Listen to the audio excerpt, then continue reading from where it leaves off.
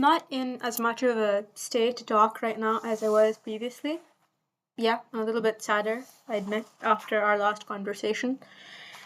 I'm not as, in pain, but yeah, I do kind of keep thinking of the way that her username looked on my screen, the E's and I, the way her username, looked aesthetically, the style, the shape of her name, under the shape of his sister's name. And it made me sad. And I talked to my mom, and she was lonely as well, and I told her I liked her designs, and we talked about her, and I listened, and she told me she was lonely, and I told her I'm lonely first, and she said, "Are you okay?" And she said, "Are you good?" And I said yes, because, I think I'm getting there. And I said, "Yes, I'm good." And she said, "Are you sure?" I said, "Yes." And she said, "I knew you'd get to that way. You just need to see yourself with clarity. Or you needed to think, or..." And I guess she's right, but before the Little Dipper, I was thinking of some of the positives of this whole breakup situation, and there's things that are working out in general in my life, so I thought I'd share them with you. The first is encouragement. This entire scenario has shown me that actually I do need to stop dating. I really wanted a persuasive argument to stop dating, and now I have it. I'm not healed, and if I keep dating people, I'm gonna slow down my healing, and I'll probably just get more hurt. That's what's gonna happen. So there's encouragement to do a thing that I have wanted to do. I think I also just want the relief and the space to not have to perform, to not have to be in that romantic space, to not have to compare to past experiences and adhere to the expectations of new ones. So yeah, I needed that. I said so like J-Lo, Jennifer Lopez there. So that's the first thing. That's the first positive thing. Secondly, it's taught me to listen to my body. I remember when I went on that date with Tadi, before I showed up there, before I saw him, I suddenly got nervous because he wasn't there, right? And I started thinking. I was dreading going on the date when I was going to see him, and then I got there and I was very self-conscious. I had a pimple, and then I looked around to make sure he wasn't there, and then I went home. I think I even ran bits of the way there, and then I changed my dress and came back when he texted me, and I went on that date, and I'm glad I did. He was smart. It was nice to talk to someone. It was a social interaction that I didn't mind, and I liked the attention. And maybe it could be something, maybe. But it wasn't as exciting as the first date with Hugo wasn't exciting either, to be fair. I remember when I came back from that date, Hurricane asked me, what did you guys talk about? And I said, talked about politics. Because that's literally all we talked about, and the political discussion we had wasn't even that interesting. We talked politics, and what was lacking there was, who are you? And I think in that car ride to, York, he had convinced me, and maybe he was, he had depth to him that I hadn't realized. And you know what, maybe he does, but I think that there's also maybe certain parts of him that I don't like very much that I hadn't realized, and maybe with time it'll sharpen, seeing how sharp he was. So there's that encouragement, and then my body.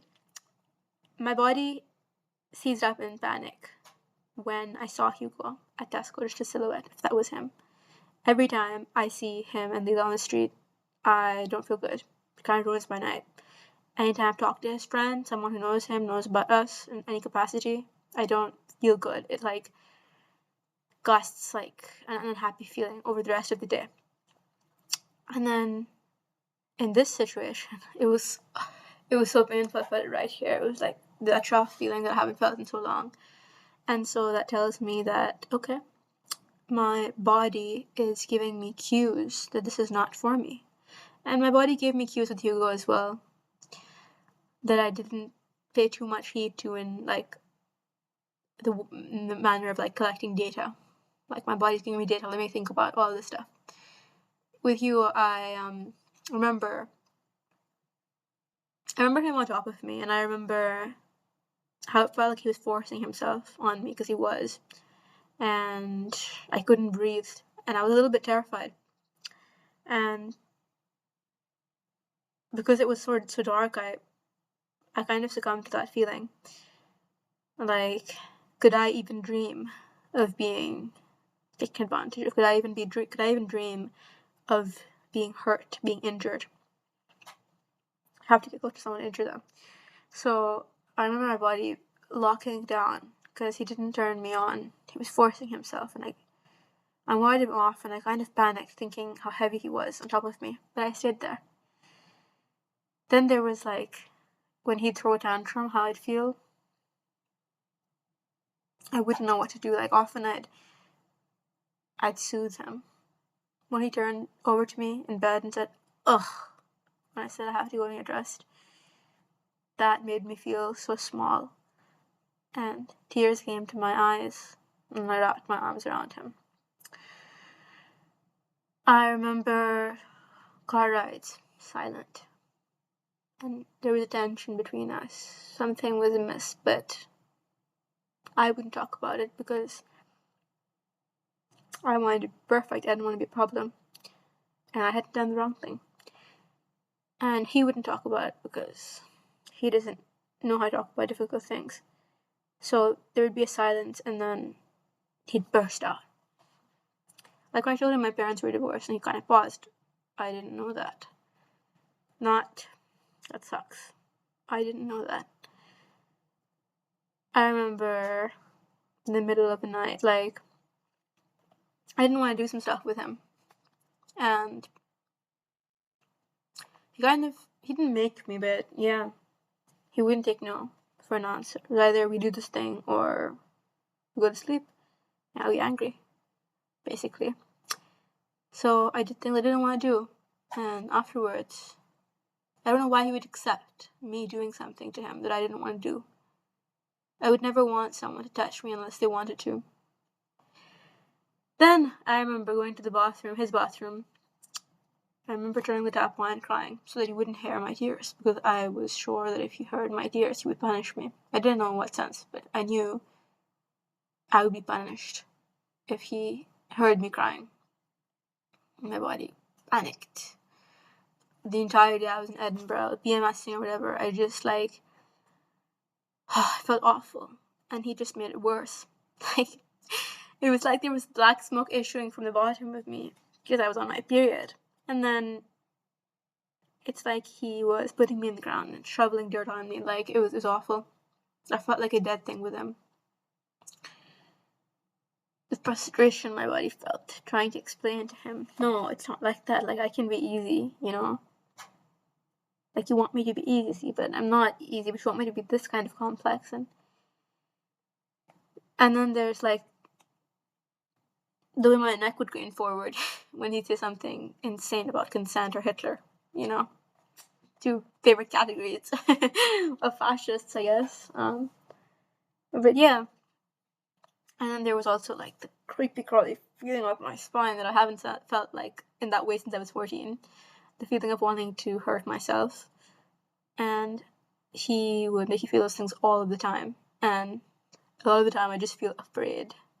I'd be angry and be silent. Get out of the car. Do you want to go to Edinburgh? You can sleep in the car tomorrow. I can't.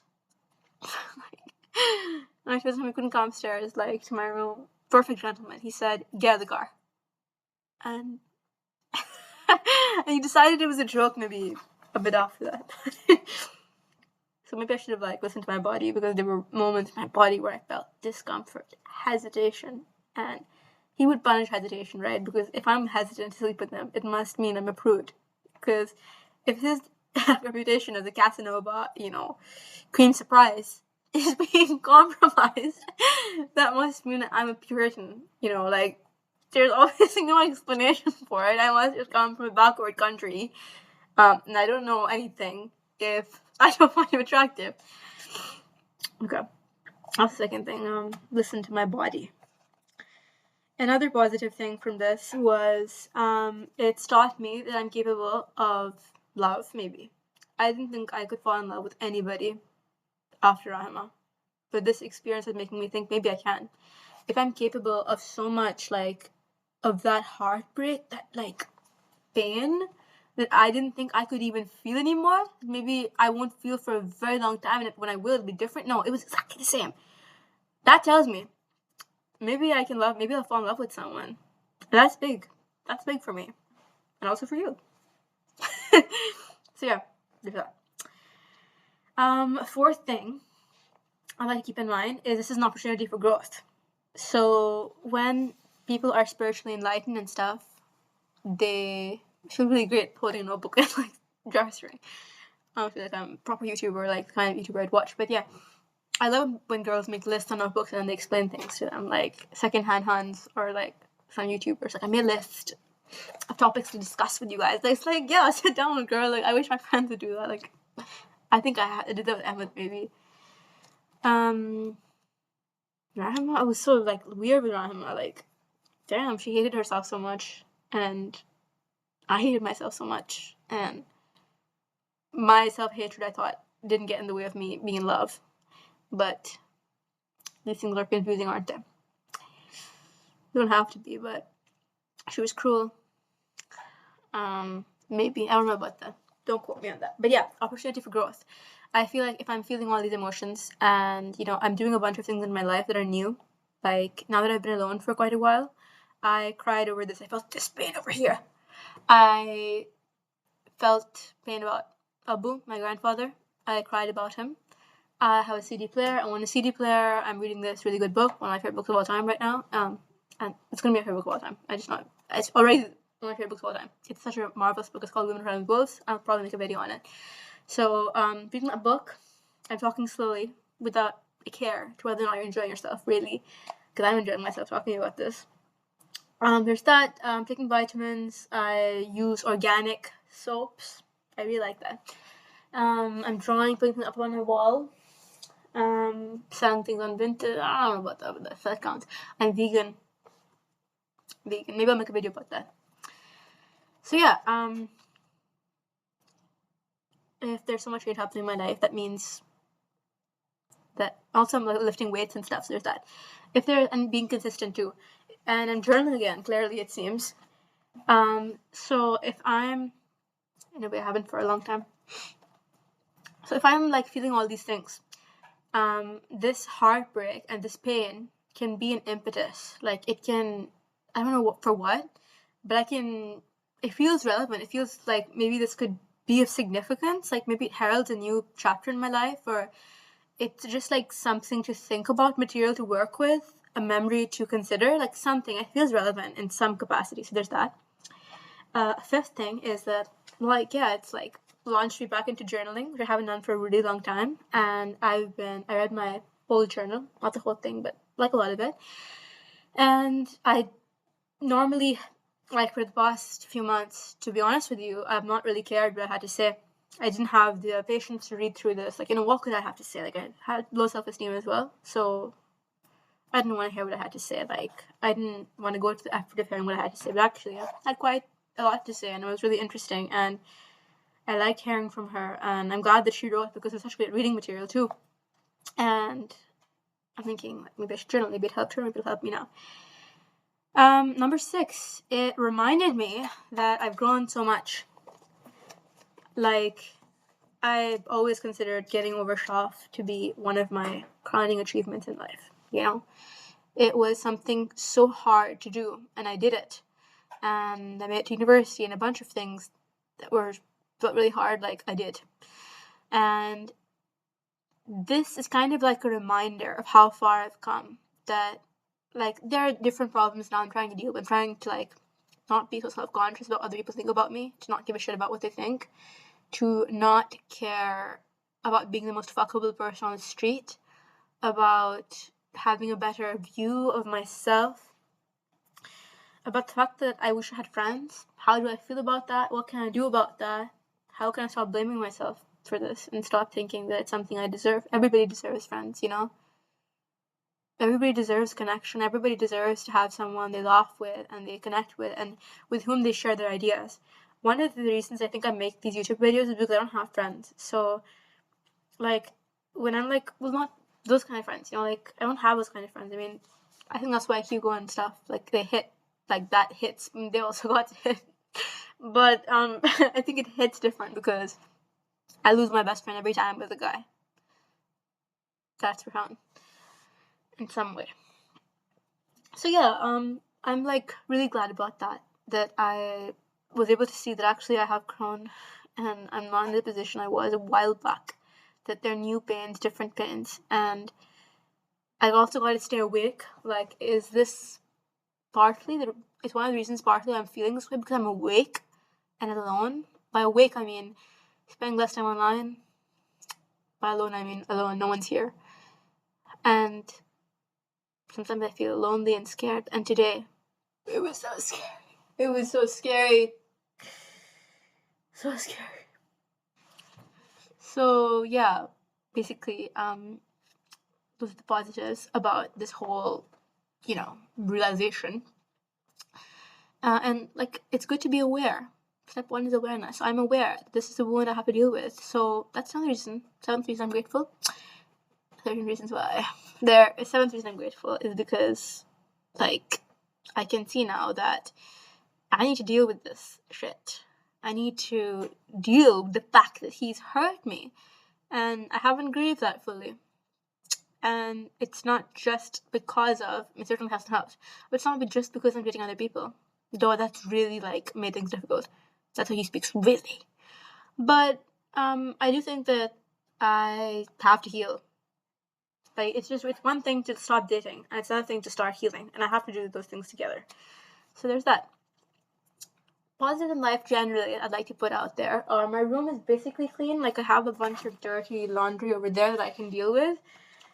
I'm eating healthy. I'm vegan. Have money in my account, which is great. Dining hall is gonna open soon. I'm actually looking forward to seeing Harky in a little bit. Just because it would be nice to hear the pitter patter of tiny feet downstairs. Going to the gym pretty consistently, which is lovely. And